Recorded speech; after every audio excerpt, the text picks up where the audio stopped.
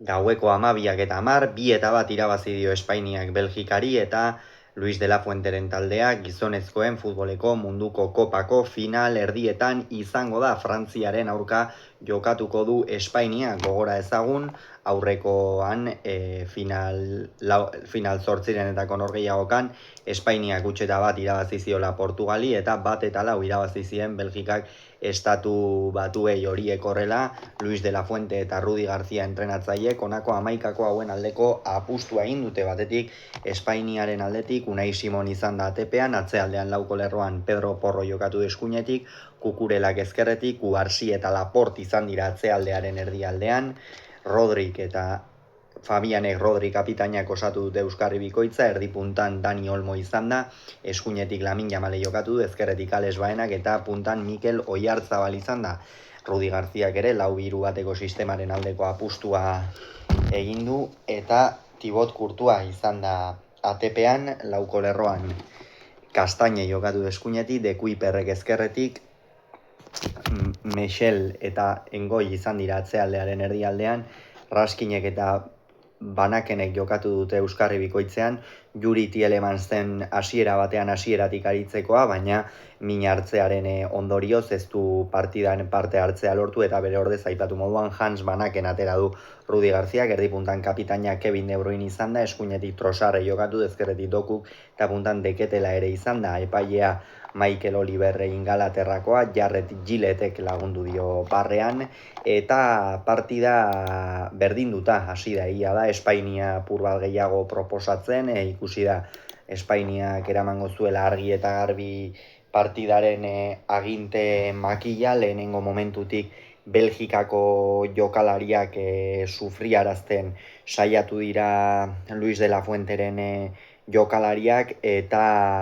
hala ere hasiera horretan ez dituzte zirrikitu asko lortu aurkitu, baina Belgikak ere ez du proposamen erasokorrik egin. Egia da Espainiaren baloi irteera presionatu dutela, De Bruynen Deketela eren bidez, baina oro har ez dira finibili alde horretatik, eta Espainia lehen minutuetan ere ezin aurrelariak, Lamin Jamalek ere ezin izan ditu jokaldi asko egin, Ales Baena gaur desagertuago ikusi dugu, zelai erdian ere Rodri eta Fabian apur bat sartu ezinik, baina hori guztia 30. minutuan hautsi da izan ere,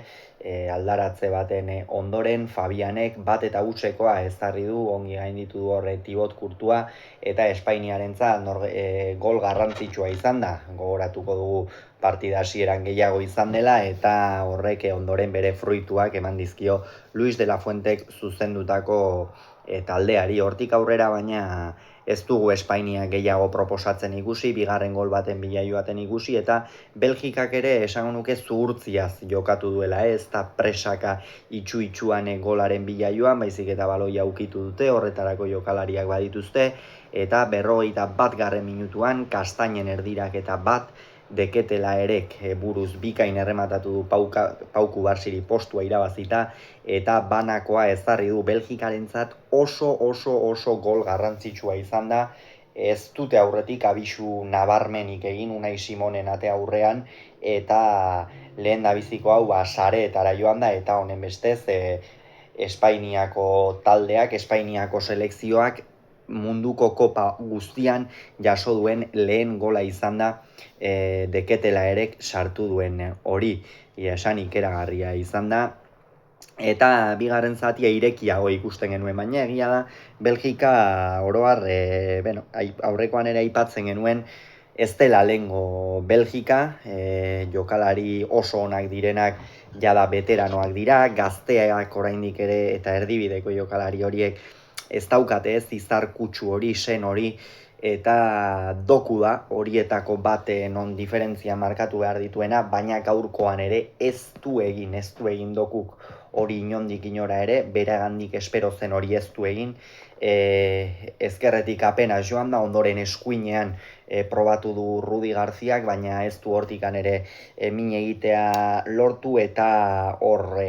Belgikaren erasoen 80% behintzat joan egin da, ies egin dio hor Belgikari erasoen 80%, baina Belgikarentzako albiste ona zen baita ere, Espainia ez zela asko proposatzen ari. Espainia ez da Espainiak ez du norgehiagoka distiratsu bat egin, Oiartzabal ez da ia agertu ere egin, Laminek baloi hartzen zuen bakoitzean ere ez du izkin egiteko beta handirik izan, Dani Olmo izan da ez, behar bada sakonean eta pase batzuk bilatu dituena,